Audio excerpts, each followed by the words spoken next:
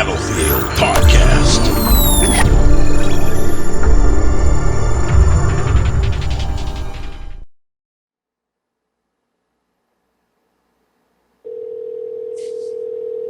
It is ringing. Hello. Hi, Daskro. Hello. Hey. Can you How are hear us you? okay?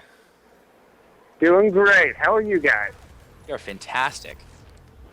Good to hear. Glad to be back on the show. So what have you been up to today then?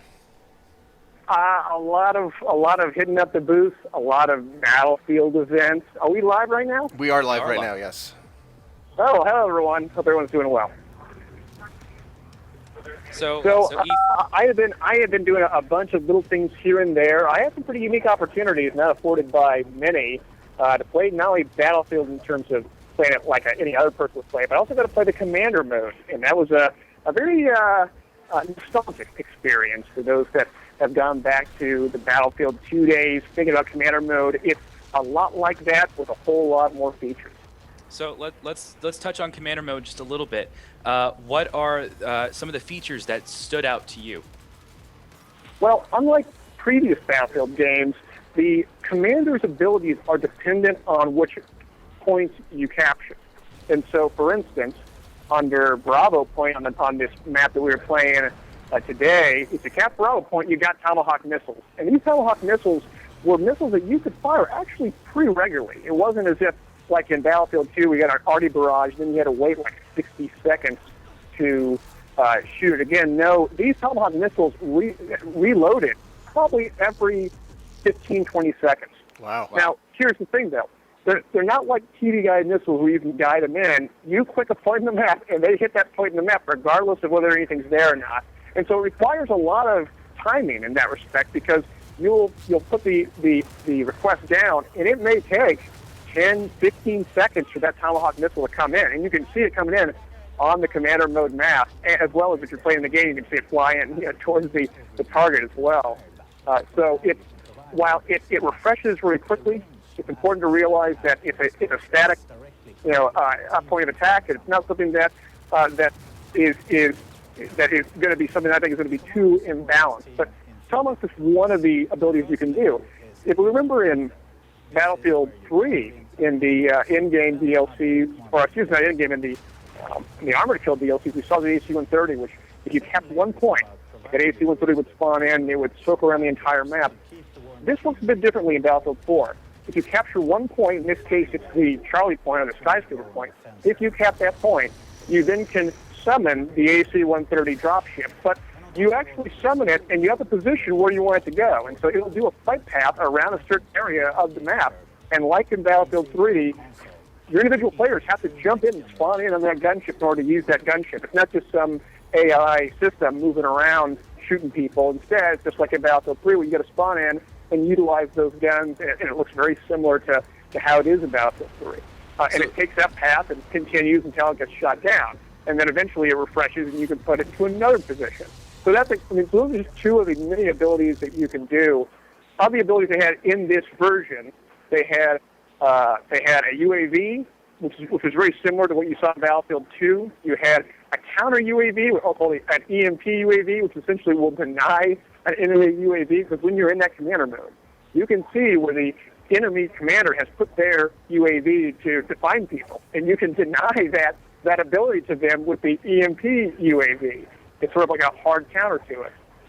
But in addition to those two, you have things like entry scans, which are essentially like a big it's a big line that goes from left to right and scans the entire map, and then as it goes from left to right, it indicates every infantry and vehicle. And in addition to that, you also have other abilities, such as the Tomahawk missile, the drop ship. There are a few abilities that weren't in the version, but that are going to be in the future, namely vehicle drops and ammo drops. That was the one thing that was a bit odd, is that in the tank, the tank only had like 4 rounds total in the main gun. And once you expended those rounds, you were done. I didn't see any place that you could easily replenish that ammunition. But I'd imagine that in future builds, the commander is going to have a big role in putting that ammo down to replenish that tank's munitions. So you seem to be one of the first people to confirm voice over IP. Now, we had voice over IP in Battlefield 2, but it was lacking in Battlefield 3. How did that system seem to work for Battlefield 4? Well, I didn't actually get to use the system, but I gotta see what it's capable of in terms of how the commander mode sees it. It's very much like Battlefield 2 in the sense that the commander has a direct comm link to each of the squad leaders. The squad leaders have comm links to each of the individual players. I didn't see much of the voice over IP actually being used by any of the players, in part because I don't think it was set up properly, but from a number of DICE and EA employees that I talked to, they all assured me that it's a critical component of it. And further, in the interface that I saw, it looked like it was in there as well. So I got a question about the commander mode. How did you play it? Was it on a web page? Did you play it on a tablet, or how did you access it? So this was a really cool setup. It almost reminded me of the same setup you saw in the movie Aliens, where you had one giant map screen and then a bunch of side screens showing individual player perspectives. And in this case, I saw the squad's perspectives for each of the screens. And so I could see, I had a big map that I could look at, but I could see where each of the individual squads were pushing on each of these individual screens. Now, granted, that's a very theatrical sort of setup, but at its simplest, I was just playing on a big 30-inch monitor where I was able to move all these commands to each of the individual squads. And it's a very intuitive interface. It allowed me to see a little star which represented the squad leader of the squad. I could click that guy, and then once I clicked him, I had him selected, and I could click on an enemy point or enemy vehicle or whatever it may be, and then give an order, a real basic order of attack this area or defend this area. And so it wasn't that difficult to be able to do that sort of interface. It wasn't as if I had to go through a big drop-down list of people and then select it. Everything was just very simple right-click. So if I wanted to select an enemy point and I wanted to do something with it, I'd right-click it and give me a sort of a three-axis menu of, do I want to give orders? Do I want to drop a tomahawk on it? Do I want to drop ammo on it? Do I want to flag this area? Those kinds of things. And so it was very intuitive and allowed me also, I think this is kind of cool, utilizing that spectator mode. You could actually click on individual squads and you could see in the bottom left of the screen a little camera, almost like the movie Aliens, of what they were doing, in terms of the individual players running around. You could say, oh yeah, he's definitely going to this point. And likewise, I could click on the individual points themselves, and I kind of had a CCTV perspective, sort of a third-person perspective around the given point. It was a bit blurry, almost like a gray, a black and white CCTV camera kind of thing. But it was one where I actually could get a little perspective on it beyond just looking at the mini-map, or the mega-map in this case. What was your favorite part of the commander mode, do you think? And you think how is that gonna play into esports? Because you're big into that as well, dealing with level BF. What do you see there for the future in Battlefield 4? Well, I think the larger communities out there, level BF, level conflict, 21st century warfare, this will create a whole new level of coordination and being able to leverage this coordination and have it result into very tangible impacts to the battlefield. For smaller gameplay types, I don't know how much it's going to have because there's so few people playing about. But it's really cool because you can use an entry scan and say, wow, there's no enemies on one of the points that they held, on Bravo point. And so I can send a command order to the squad leader that is nearby and say, push Bravo point. There are a few times which that actually happened. Now, granted, in public servers, that may not always turn out to be the case, but it was really cool to see that impact take place. And once we got Bravo, I was able to get some tomahawks down and get some tomahawk kills. So in that respect, it felt like to be quite an impact. Yeah, and I've gotten to play in some of the level Battlefield matches, and it always seemed like it was very stressful for the commander, being able to talk to his squad members. Having to work in team speak and things like that always felt very clunky and stressful for the commander. So having a clean setup like this already built into the game from day one is going to be perfect for the competitive field of Battlefield. Yes. Can you still hear me? Yep. Oh, great. And I think that I wasn't able to actually be the squad leader to sort of see how these commands come in, but about half the commands that I put out end up being accepted. You could actually see which commands you had given to which squads, and it's illustrated in sort of a line from the location of that squad leader to that given point that you said to go to. It seemed So like that they was took pretty cool. a lot of the things from Battlefield 2 and just built upon them. A lot of these mechanics seem very familiar from the Battlefield 2 days. It did feel really familiar, and like in Battlefield 2, you could zoom into the map and actually see the action take place. And one of the things that I thought would be really peculiar was that you could do that, which was like in Battlefield 2. But what you could also do is that when that skyscraper collapses, creates a tremendous amount of dust and debris. And your percent as a commander actually changes because there's so much dust in the air that it actually obfuscates that zoomed-in perspective, that satellite sort of perspective. And I think that's really cool to think about because it's sort of this levolution concept they had talked about, that the map's changing and the environment's changing, and it's a different map now. And likewise, the commander now has to kind of use his assets differently because he no longer has this clear vision of the area beyond what they had previously had. What were your thoughts on the fact that the commander is not going to be a player that's physically in the game, so you don't have to worry about getting knifed while you're hiding behind a pillar somewhere? I haven't given that a whole lot of thought. I know that it's a player in the game in the sense that if he's on the scoreboard, but he's not not physically in the game where he can get knifed or anything around those lines. I sort of have a feeling that the commander is going to be one of those kinds of assets that if you have a good one and the enemy doesn't, and they know how to use it to their advantage, then it may create a disparity, to say the least, especially if certain teams go after certain points, because even though that these points may not be easy to capture, like, for instance, we were talking about Circuit Karkin and talking about the U.S. team foregoing Alpha and just going for Bravo points. That would be a very hard point to capture and even harder point to defend if you forego Alpha. But Right.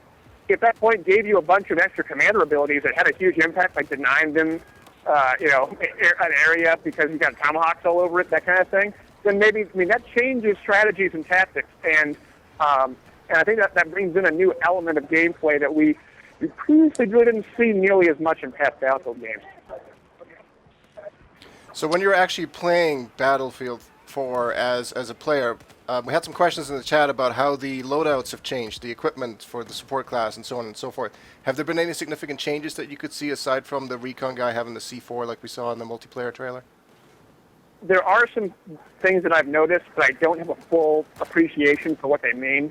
For instance, both the support class and the medic class have not only med packs and ammo packs, they also have like support packs, PACKS packs, and ammo packs.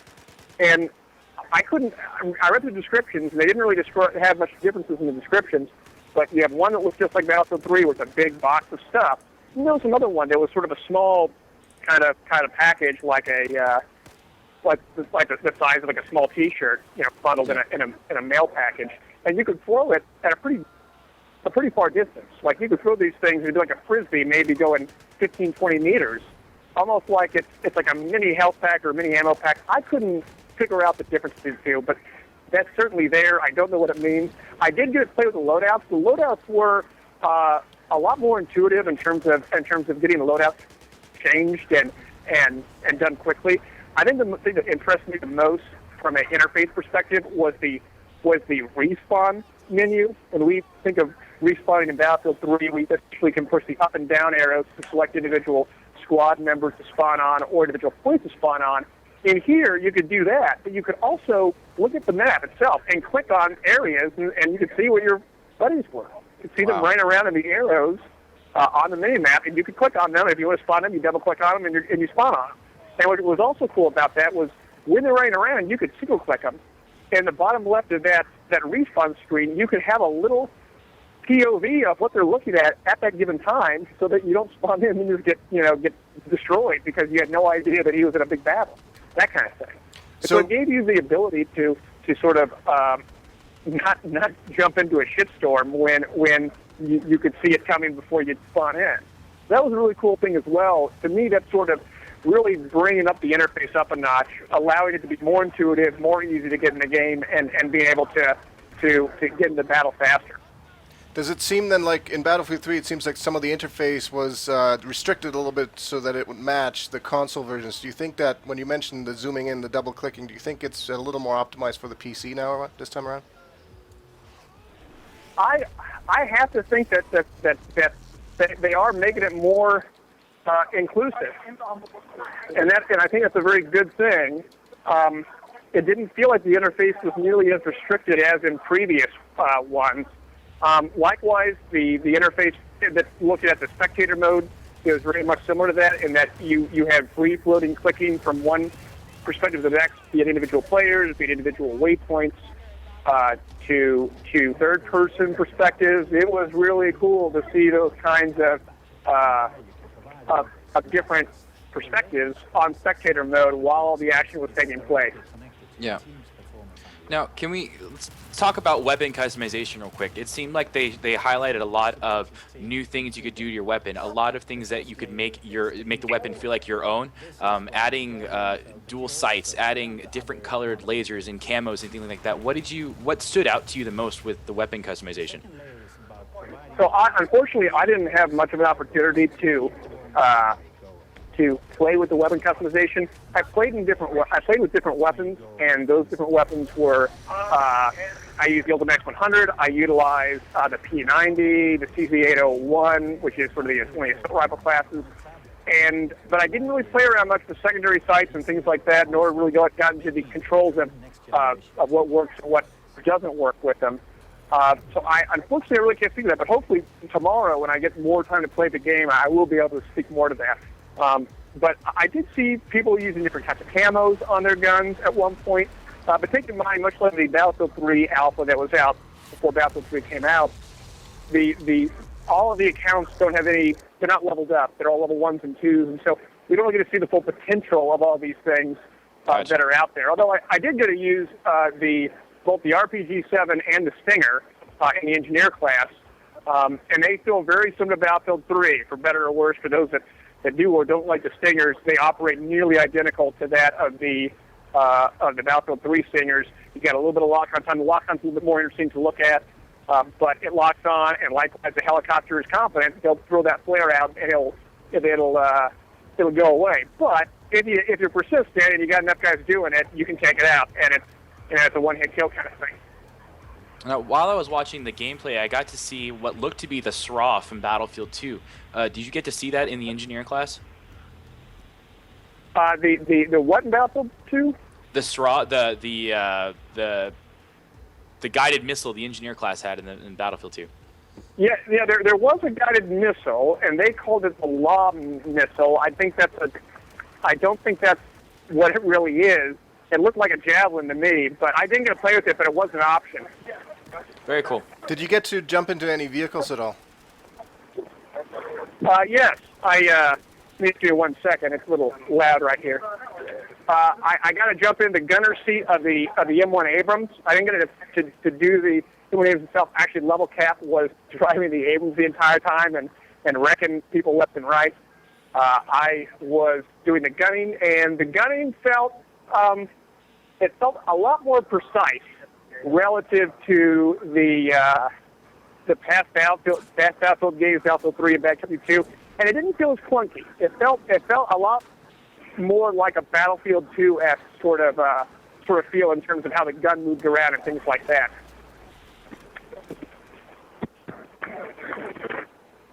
What were your thoughts on the map that you were playing on? As far as from what we've seen, it looked like it was a pretty good combination of close quarters, large outdoors, the naval areas. What were your thoughts on that?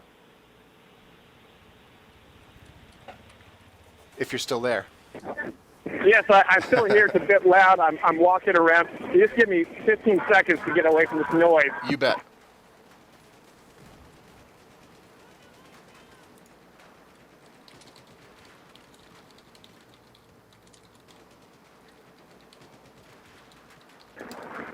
All right, on the question of the map, it felt a lot like the maps that we saw in Endgame of sorts, but with more buildings.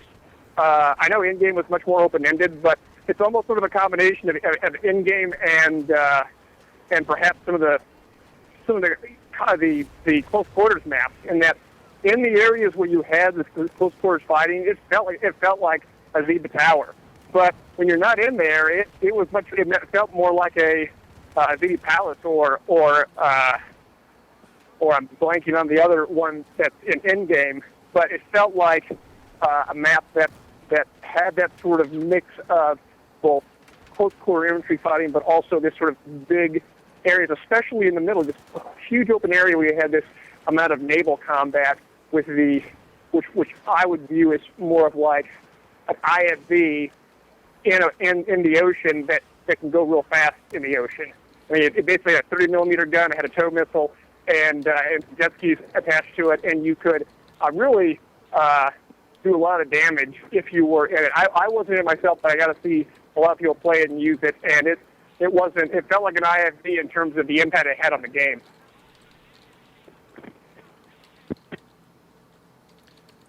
So what do you think you're going to be seeing tomorrow? Well, tomorrow I think I'll be seeing much the same, and my goal tomorrow is to get a better feel for these different optics options, to feel about what these sort of maps for ammo packs versus ammo boxes do, and medics and things like that, as well as get a better feel for what the gun variety is between the classes. I get the feel that we're going back to the old weapon dichotomy in Battlefield 2, where the engineers don't simply have smaller versions of the assault rifles that the assault class has, but instead have like true submachine guns, PDWs, those kind of things.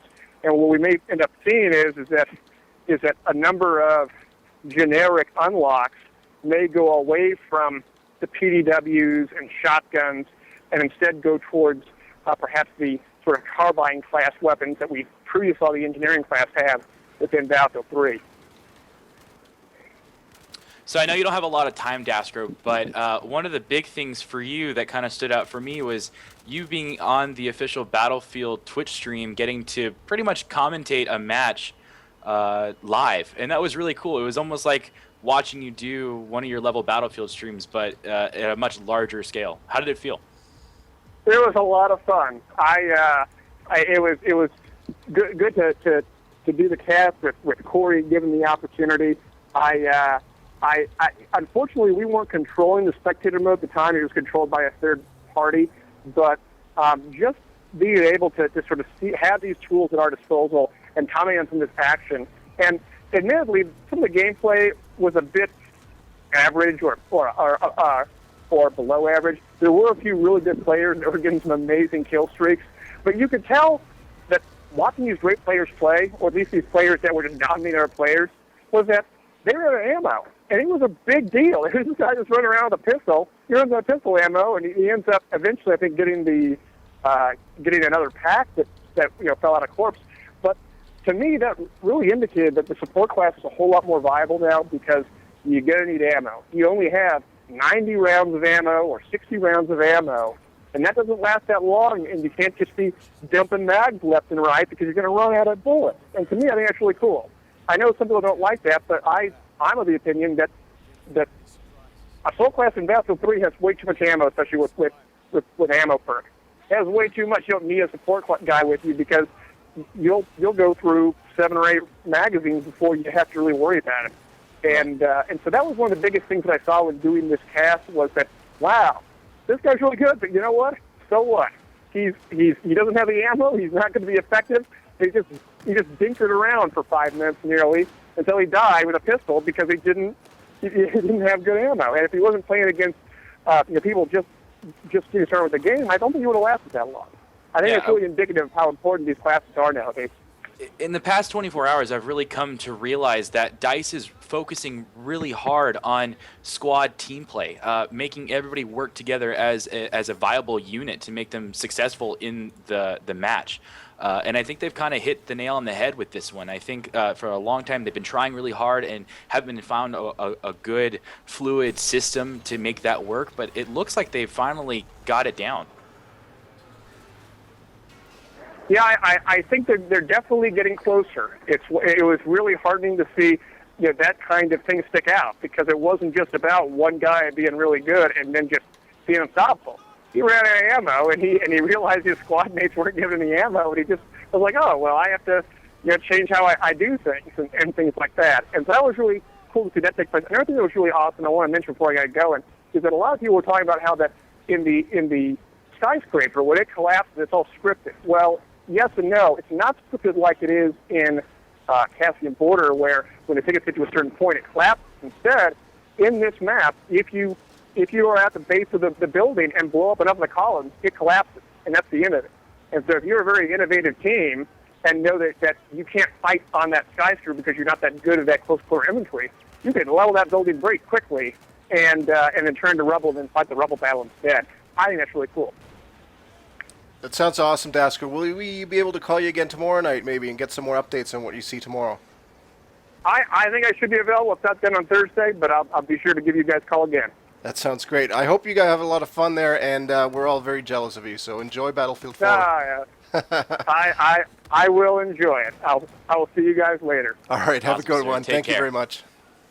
Bye.